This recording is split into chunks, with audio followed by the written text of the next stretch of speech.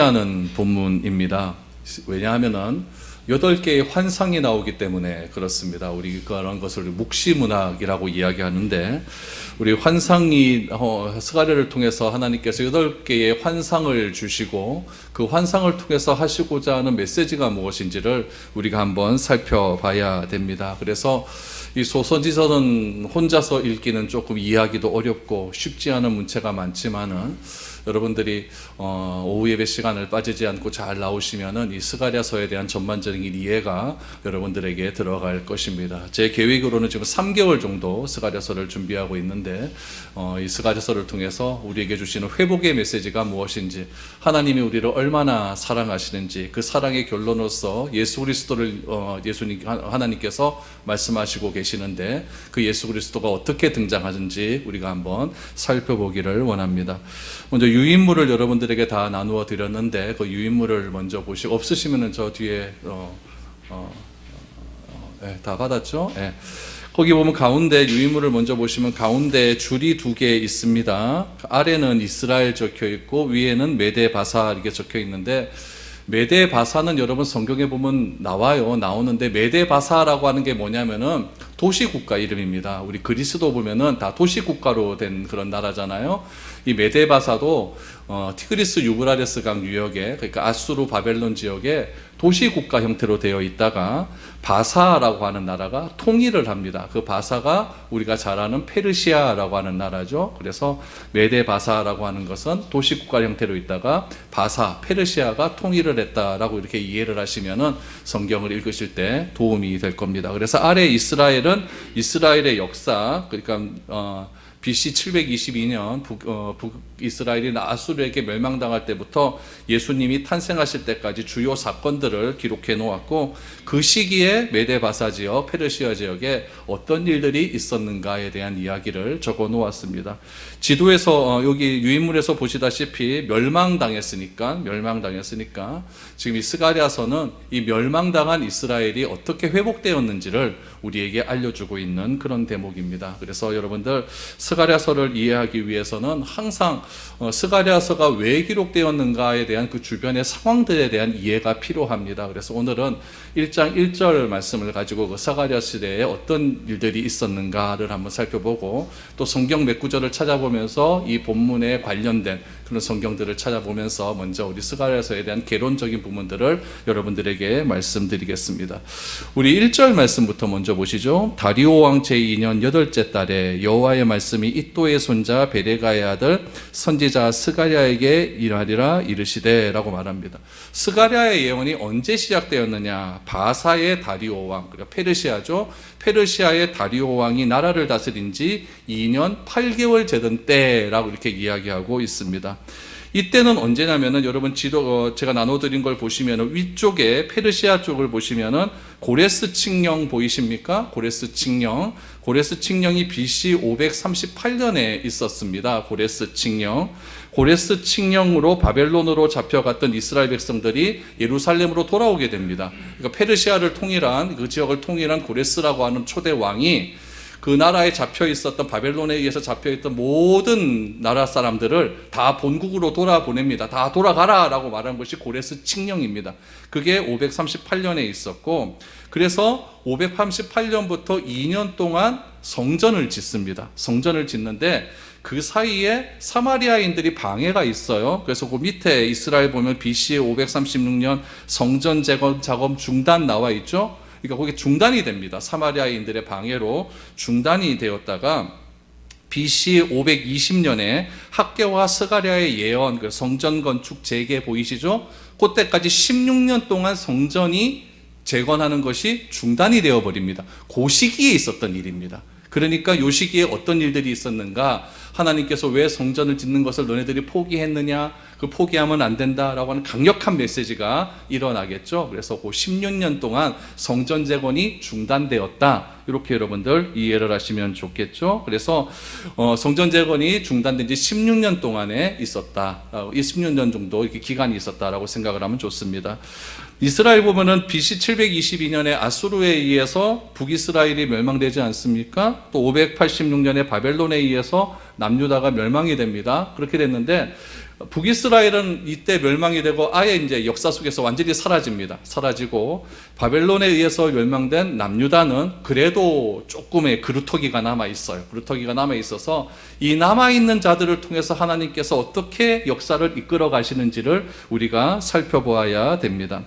586년에 바벨론에서 남유다가 멸망되고 북이스라엘은 역사에 사라지고 남유다는 바벨론의 포로로 잡혀간 지 70년 만에 가나안으로 되돌아오게 됩니다.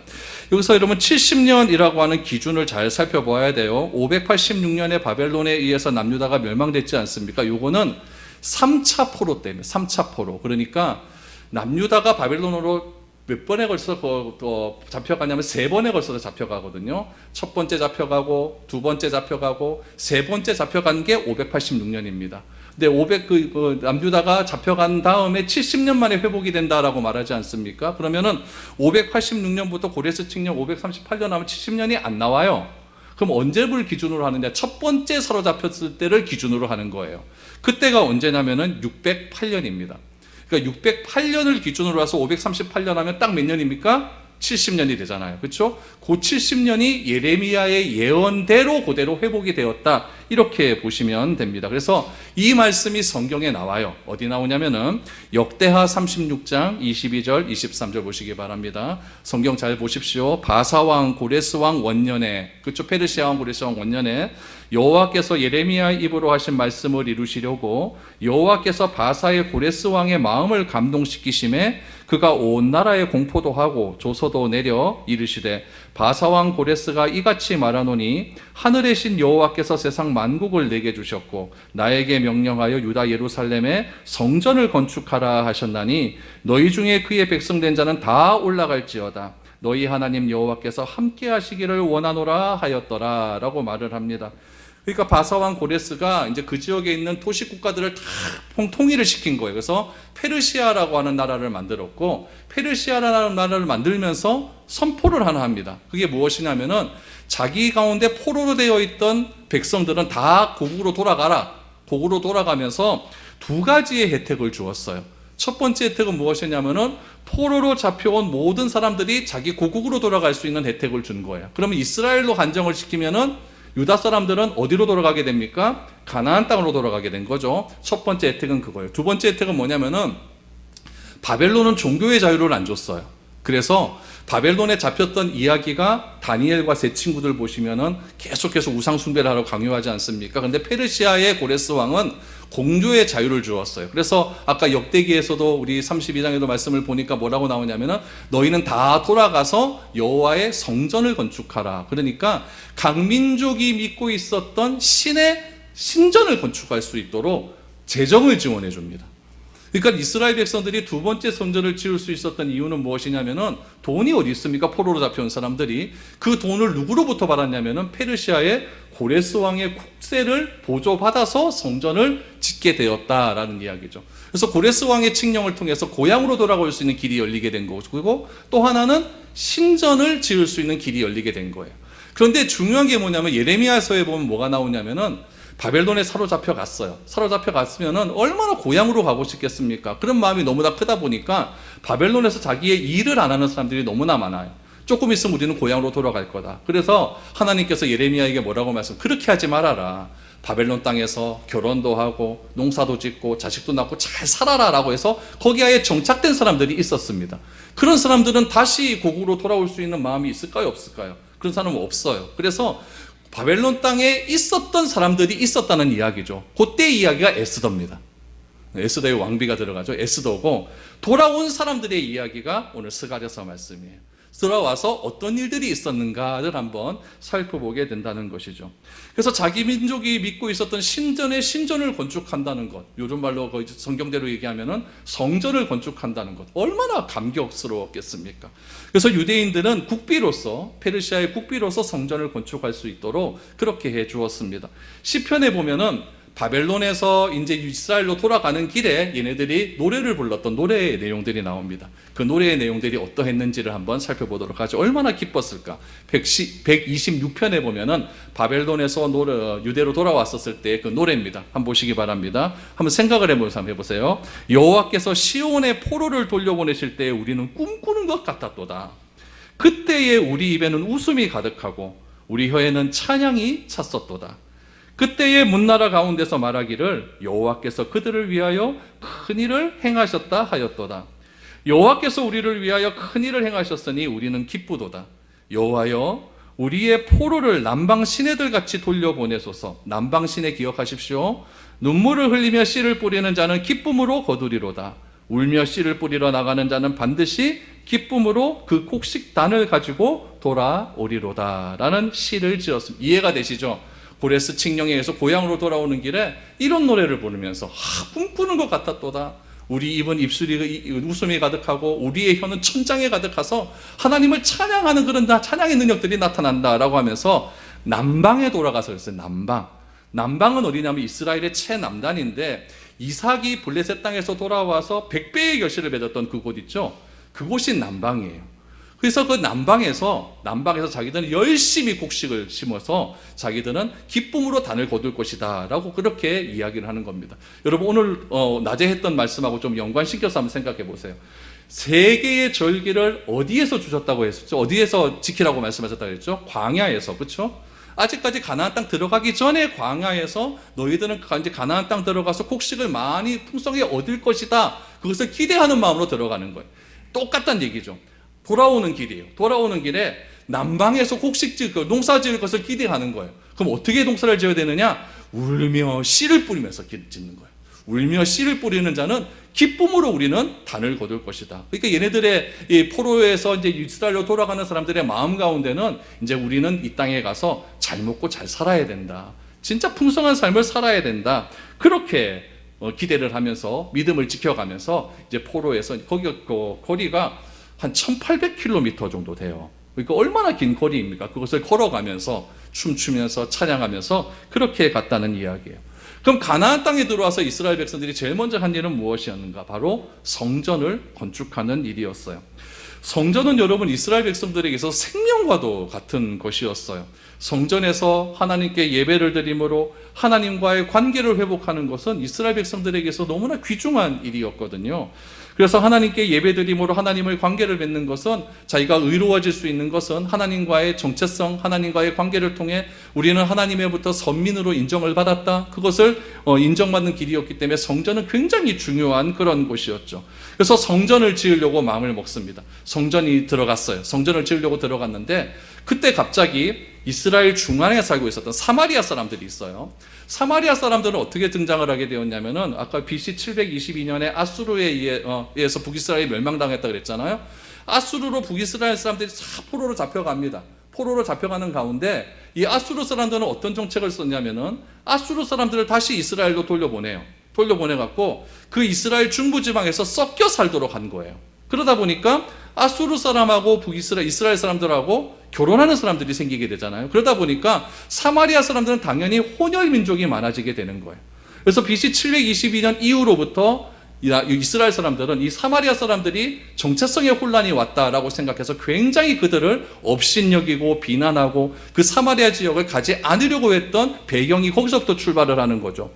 그런데 이 혼혈인들이 이스라엘 백성들이 성전을 짓는다고 하니까 우리도 좀 같이 짓자라고 이야기를 한 거예요. 그럼 이스라엘 사람들의 생각은 어떨까요? 우리는 하나님을 찬양해야 되는데 저 이방인의 피가 섞인 저 사람들이 하나님의 거룩한 성전을 짓는 것이 탐탁할까요? 탐탁지 않을까요? 이건 싫은 거예요. 싫으니까 너희들 못 짓는다 이렇게 해버린 거죠. 그러니까 사마리아 사람들이 거기서 거부받았다는 느낌을 받아보니까 너무너무 화가 난 거예요. 그래서 이 사마리아 사람들이 고레스 왕에게 편지를 보냅니다. 뭐라고 보냈냐면은 이스라엘 사람들이 고레스 왕에 의해서 성전을 짓는데 그 성전 짓는 이유가 하나님께 예배드리려고 지은 것이 아니라 고레스 당신하고 전쟁하기 위해서 그들의 마음을 하나로 모으기 위해서 성전을 짓는다라고 거짓말로 편지를 보낸 거죠.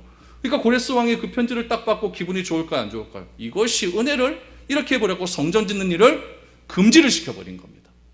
금지를 시켜버리고 그 금지된 일이 몇 년간 이어졌다고요? 16년간 그렇게 이어지게 된 거예요. 그래서 고레스 칙령 이후로 학계가 스가랴까지 올기까지 10년 동안 성전 짓는 일들이 가만히 금지가 되는 그런 일들이 발생을 하게 되었습니다. 이스라엘 삶의 중심이었던 성전이 중단되자 이제 이스라엘은 흔들리기 시작을 한 거예요. 이 16년 동안 그럼 이스라엘 백성들은 뭐 했을까요? 하나님의 성전을 짓는 일이 중단돼서 그럼 자연적으로 걔네들이 이스라엘 백성들이 무엇에 관심을 더 많이 가질까요? 자기 자신에게 관심을 많이 갖죠. 그러니까 우리 집 짓는 일, 내 자식 키우는 일, 내 농사 짓는 일, 돈벌이 하는 일, 거기에 더 관심을 갖고 굉장히 하나님에 대한 소홀함과 무관심이 이어나오기 시작한 거예요.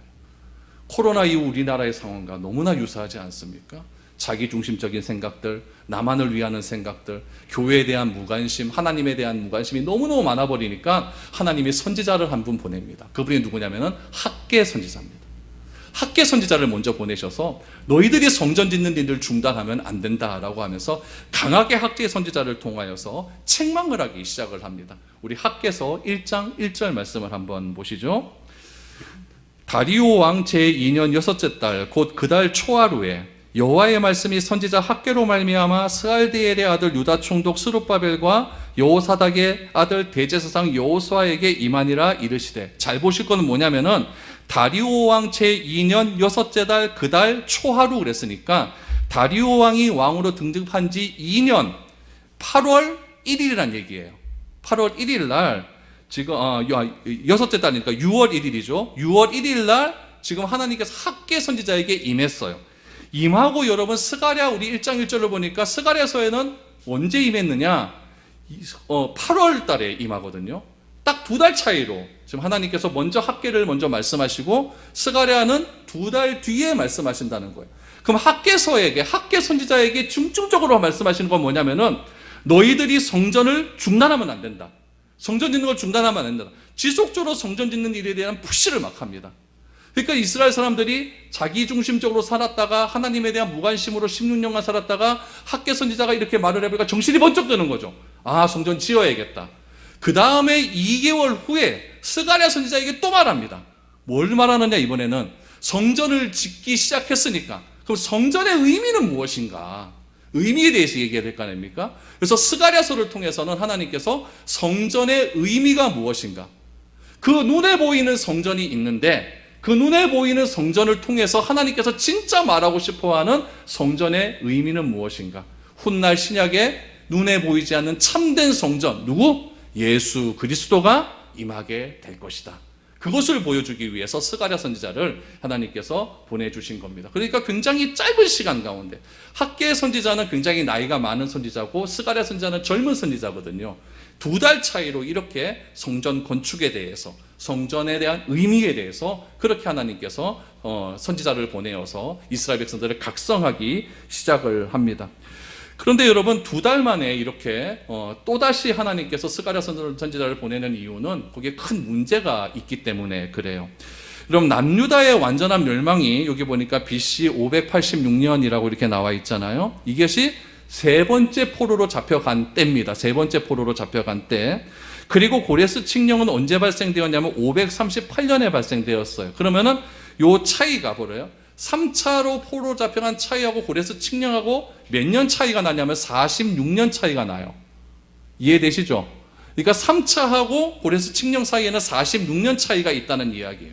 그럼 여러분 3차 때 잡혀갔던 사람은 46년 만에 회복이 되는 거예요. 맞죠? 그럼 3차 때 잡혀갔던 사람들 중에서 솔로몬 성전을 본 사람이 있다는 이야기예요. 46년 만에 돌아왔으니까 이 솔로몬 성전을 보았던 사람들은 나이가 많은 사람들이었겠죠. 그 사람들은 솔로몬 성전을 보았을 때 이거는 어마어마한 성전이에요. 다 금칠되어 있고 코끼리 상아로 만들어져 있고 백향목으로 만들어져 있고 거대한 성전이었거든요. 근데 46년 만에 다시 돌아와서 보니까 이 스룹바벨 성전, 두 번째 짓는 성전은 너무나 초라하거든요. 자기 돈이 있습니까? 나라에서 국비를 받아 조금 보조받아서 이렇게 성전을 지었는데 성전이 너무너무 초라해져 버린 거예요. 그러다 보니까 성전의 크기와 성전의 재료, 성전에 사용되는 여러 가지 것들이 너무너무 원통한 거예요. 우리가 왜 이런 성전에 하나님을 모셔야 되는가? 하나님을 모시기 위해서는 화려한 성전을 지어야 되는 것 아닌가? 그럼 이 조그만 성전에 하나님이 과연 들어오시겠는가에 대한 의문들이 일어나기를 시작한 거예요. 그래서 에스라서 3장 12절 13절 보면 여기에 대한 기록이 나와 있습니다. 에스라서 3장 12절 13절 보세요.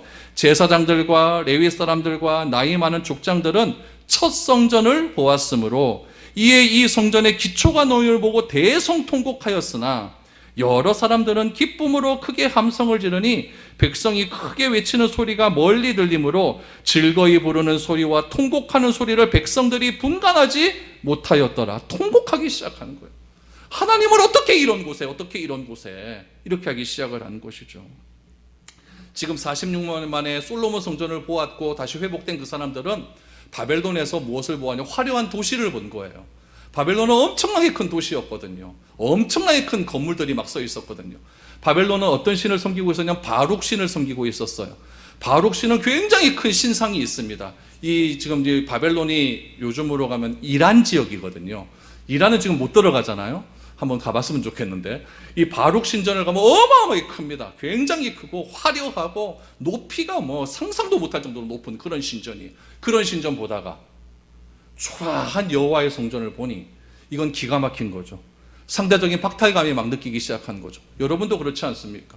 저 옆에 막 어마어마하게 큰 예배당 보다가 우리 교회 보면 이런 거 느끼잖아요, 솔직히. 그런 느낌이 막 드는 거죠. 그러니까 커다랗게 지은 저 교회는 하나님이 함께 하시는 것 같고 우리는 함께 안 하시는 것 같고 막 이런 상대적 박탈감이 느끼기 시작하는 거예요. 그때 하나님께서 스가랴 선지자를 보내는 겁니다. 하나님은 그것에 의해서 좌우되는 것이 아니다라는 거예요. 아니다라는 거예요.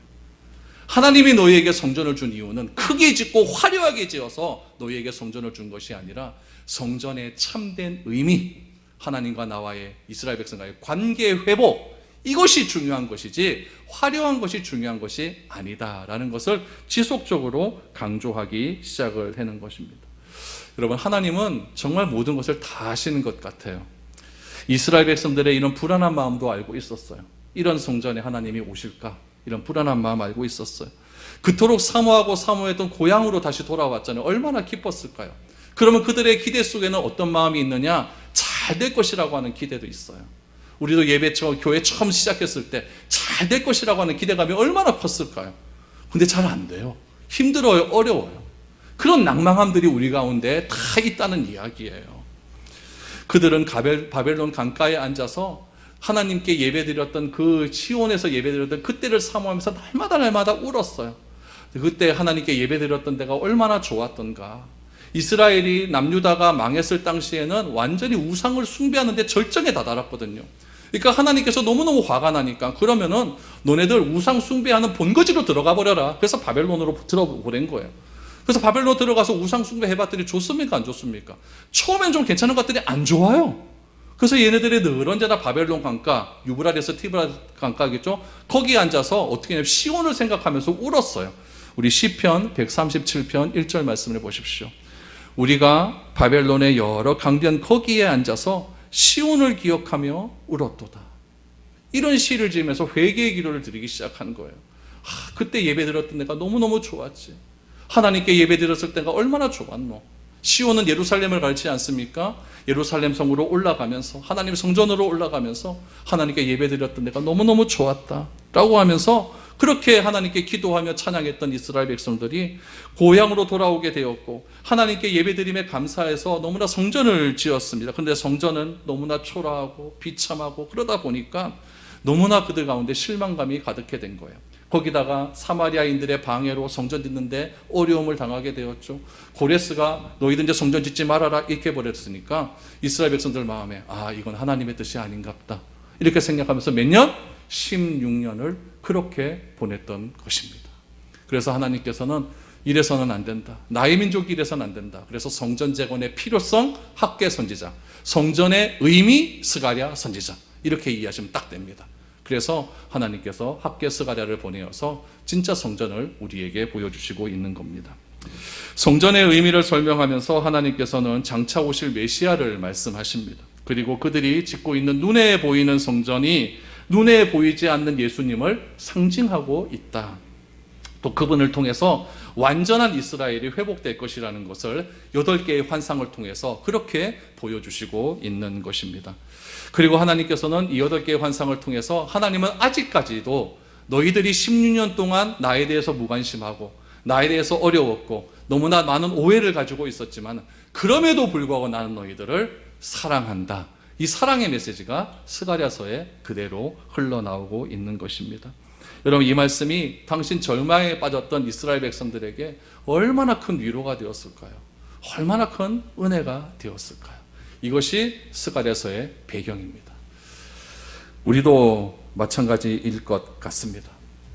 우리의 위로는 어디서 찾아야 될까요? 이들처럼 큰 성전을 짓고 그 성전에서 호화스럽게 예배드리는 것, 그런 것에서 위로를 찾아야 될까? 물론 거기서도 위로가 올 수는 있겠죠. 그러나 스가랴 선지자가 말하는 것은 그런 것이 참된 위로가 아니라 우리의 위로는 앞으로 장차 오실 메시아임을 밝히고 있습니다. 이 땅에서 우리가 수고하는 일들이 어떤 의미가 있는지, 이스라엘 백성도 그 당시에 자기를 위해서 열심히 수고를 했잖아요. 그 수고한 일들이 어떤 의미가 있는지, 죄 많은 세상에서 우리가 성도로 살기 위해서 우리의 삶은 과연 어떠해야 되는지, 하나님 말씀에 우리가 늘 언제나 합당한 열매를 맺지 못해서 늘 언제나 죄를 짓고 살아가고 있는 것 같은데, 나의 삶의 모습을 보면 하나님께서 어떤 평가를 내리실지 늘 언제나 불안하고 두려워하고 죄스러운 마음으로 우리가 이 예배당에 오지 않습니까? 그런 어려워하는 우리들에게, 불안해하는 우리들에게 스가랴서는 우리를 향해 그래도 나는 너희를 사랑하고 있다. 너희가 나에게 돌아오면 내가 너희에게 돌아갈 것이다. 귀향의 메시지를 우리에게 보내주고 있는 것입니다. 오늘부터 시작되는 스가랴 말씀을 통해서 우리가 이 어려운 시기를 어떻게 극복해야 되는지를 한 절 한 절 읽어가면서 한번 생각해 보았으면 좋겠습니다. 다음 주에 6절 말씀까지 다시 볼 겁니다. 다시 보면서 이 말씀에 담긴 의미를 다 재생해 보면서 여러분, 스가랴를 통해 우리에게 주시는 위로의 메시지, 희망의 메시지, 예수 그리스도에 대한 메시지를 함께 누리며 살아갈 수 있는 복된 그런 시간들이 될 수 있기를 축복합니다.